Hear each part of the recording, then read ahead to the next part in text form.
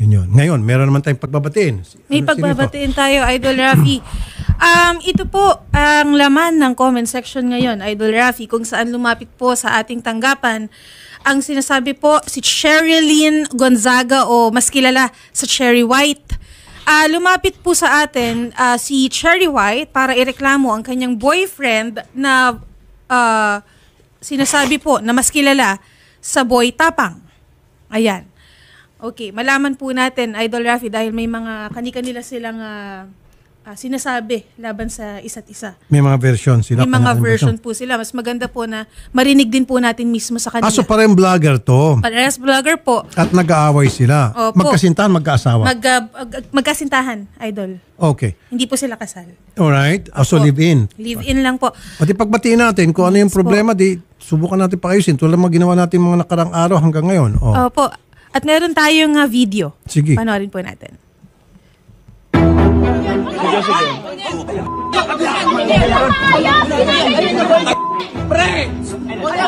Yan po si Boy Tapang. May security guard doon na umawat. Buhayin mo yung sarili mo. Huwag kami mga Bisaya.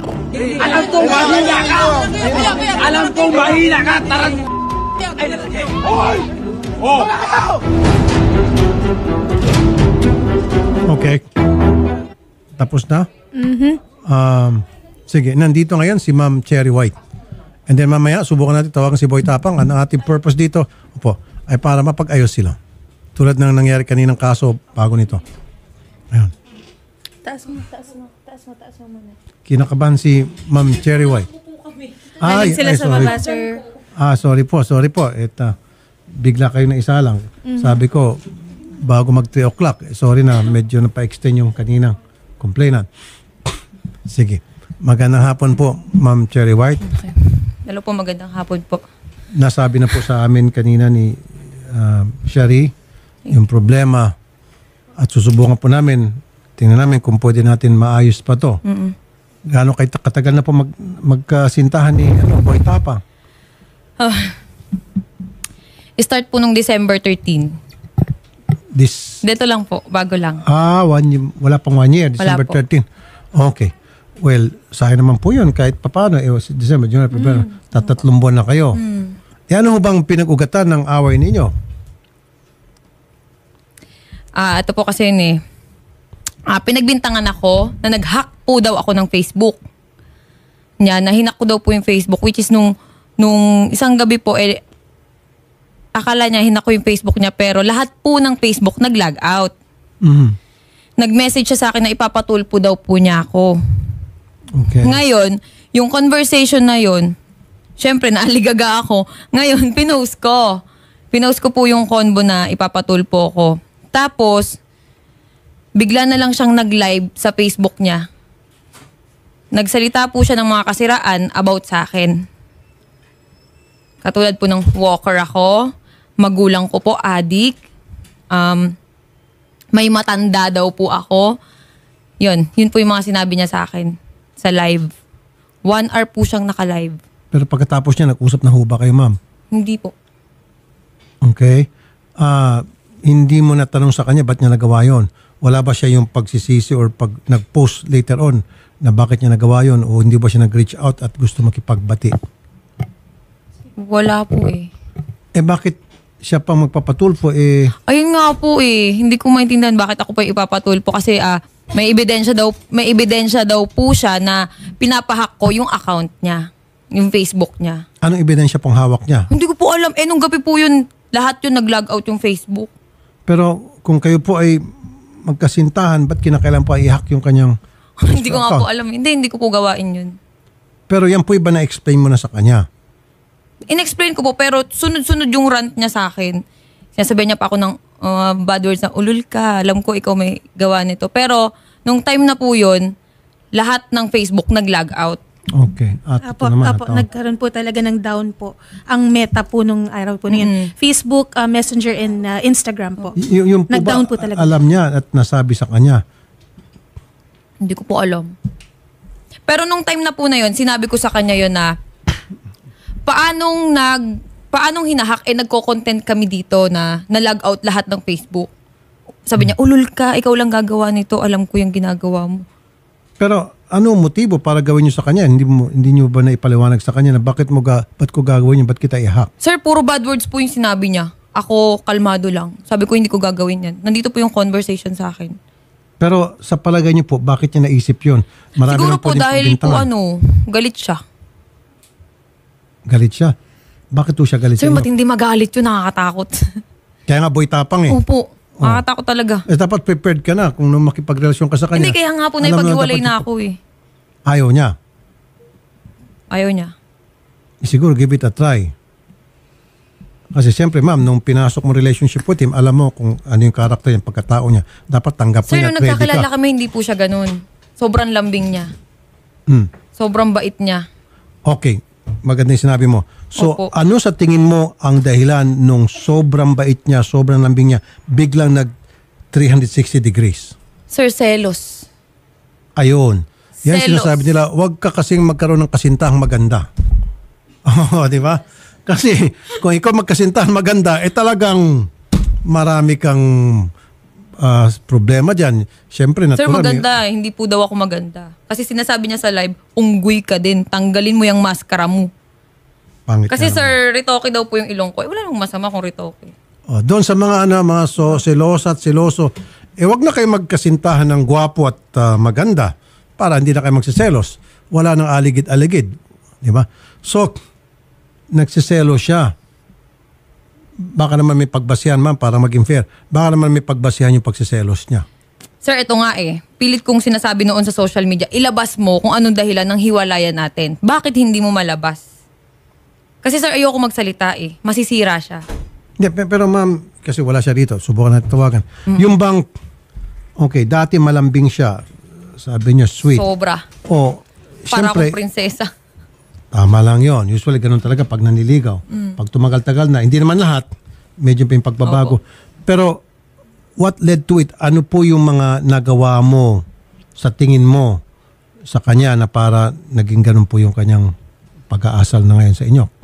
Kasi ganito po yan eh. Nag-start yan pati dun sa ano. May nagpa-picture sa akin sa Alcoy, sa Cebu. Nag-away po kasi kami that time. Lagi kami nag-aaway. Laging punto selos. Siyempre ako nagselos din ako. Pero yung pinagsiselosan ko nasa lugar. Okay. Nasa Ano tama. po yung sa totoo. Cebu? Yung sa Cebu, sir, ganito yan eh. Meron din kasing lumabas sa video po na nakita ko. Pero hindi po siya yung sinaktan ko. Opo. Yung mga kaibigan niya. Sir, dinipensahan ko po kasi yung sarili ko. Bumaba ako dun sa resort, nakapanty ako, nagsiswimming po ako dun that time. Opo. Tapos, pag akyat ko, galit na galit siya. Sabi niya sa akin, hinawakan niya yung kamay ko agad. Nakaganyan ako, sir. Hinawakan niya po yung kamay ko, tapos yung kaibigan niya, 4 na lalaki. Habang hawak niya ako, naka-video sila, nasa kalsada po kami, may video ako. Nasa kalsada sila, nakipag-sex ka doon? Ginaganyan na ako, nakipag-sex ka dyan sa baba? Anong ginawa mo dyan? Sabi ko, mga followers, nagpa-picture sa akin, anong masama? Doon na siya na-trigger. Nagselo siya, yun. So, may Galit na nagpa-picture galit sa yung mga followers, pinagselosan niya po yun. Opo. Yung mga taga Cebu. Doon po sa lugar na yun. Natural lang po sa ating mga vloggers, mag-isiguro sa kanya pag may nakikita mga followers nagpapapicture. Hindi niya po naunawaan yun. Bakit wala ho ba nagpapapicture sa kanya? Madami din po. Oh, at ikaw, nagsiselos ka ba pag may nagpapicture sa kanya? Hindi po. Normal po yun eh. Pag may nagpa-picture. Kaso kasi yung point po na yun, naghiwalay na naman kami. Yung mga nagpa-picture sa akin, pinatagay ako. Dun sa may resort. Siyempre, katuwaan po kami, yun. Pag akyat ko, yun, nagalit na siya. Anong dahilan daw bakit si Boy Tapang, siya pa sana magpapatulfo? Anong sinasabi? Pinahack ko daw po yung account niya, kaya ipapatulpo niya pagpapahak. ako. Okay. Na wala naman pong basihan. Okay. Kayo ho ba willing, ma'am, na pagbatiin ko na lang kayo? Hindi po. Ayaw mo na. Sayang naman po yung 3 buwan. Ay, hindi po. Hindi ako manghihinayang dun. Anong dahilan ba't nandito po kayo ngayon? Gusto ko po kasi sabihin sa kanya na kasi sa social media po tinitira na yung yung mental health ko talaga. May mga nagbabanta din. Tapos, hindi na ako makatulog ng maayos sa lahat ng sinasabi ng tao. Ganyan pala yung babaeng yan, may matanda. Kasi yung sinasabi niya pong matanda, tatay po ng anak ko yun. Na 40 years old plus. Yun yung sinasabi niya na matanda ako. Tapos ito Pero tanong na, okay. Yung ba na isabi mo sa kanya bago kayo nakipagrelasyon sa kanya na ako ay merong anak at ang tata nito ay Alam niya 40 years po old? yun. Okay, so dapat hindi niya na sinisingil siya yon. Dineklara niya yun sa kanya. Okay. So ano pa po yung kanyang hinaing? Sa social media, yung mga luxury bag ko daw po ay galing sa sugar daddy. Yun yung sinasabi niya. Na pinost ko, galing po yun sa sarili kong pinagpaguran yun. Yun yung ano ko kasi may mga nagko-comment sa akin, yung bag mo galing naman siya sa sugar daddy mo. Siyempre nasasaktan ako, sir. Yung mga ganun na nadadamay din po yung anak ko sa mga comment. Kaya sabi ko, daanin hindi po ako sumagot sa sa Facebook. Gusto ko daanin na lang namin sa Okay. Kasi ma'am, ito, kung talagang hindi kayo makapag-ayos at lumalato, kung yun po yung naitabi nyo o na screenshot nyo, yung mga pananalita na hindi totoo, pwede huma-cyber libel natin. Kung sino man yung gusto nyo, may kagagawa niyan. Lalo yung sinasabi na ikaw ay walker, ikaw ay ganito, ganon, na below the belt po yun. Tsaka po yung nanay ko, tsaka yung tatay ko, sinabihan niya ng adik. Yun po, pwede natin makasuhan ng cyber libel mga yon. Nandiyan ho na preserve nyo yung mga post na yon. Hawak nyo pa po. Opo, may video. Sinend ko na po. Pwede ho kayo mag-cyber libel kung tutuusin. Pero habang maaari sana maiwasan natin, mapagbati namin kayo. Hindi po mangyayari yun. Kilala ko yun eh. Okay? So, at least kayo po yung nakapagsalita na sa amin. Pag siya'y pumunta rito, alam na namin kung anong gagawin. Siya nga pala, kanina pala, maalala ko, yung lawyer po ni Boy Tapang gusto ata makipag-usap off-air. So, willing ho ba kayo pagkatapos nito, pag-usapin naman kayo off-air? Sige Meron po. atang gusto sabihin yung lawyer. Siyempre, yung lawyer siguro, alam niya na pwede ka mag-cyber libel doon sa mga sinasabi mo. Pero ikaw ba, walang sinasabi masasama kay Boy Tapang? Nagmura po ako kasi away namin yun eh. Nagmura po ako dun sa sa bahay ni Hindi, record pero niya. yung bang pinost nyo po na may sinabi kayong mga libelous, yung mga Ay, wala po. malisyosong mga panalita, wala. Walang cyber libel. Kasi sa alam inyo. ko po yung mangyayari. Kaya hindi po ako sumagot. Pero yung mga tao pong nagsalita ng mga hindi maganda laban sa inyo, paninirampuri, yun po, pwede tayo mag-cyber libel. Tutulong po kami. Okay? Sige po. Si Boy Tapang daw, mamaya na lang daw magsalita.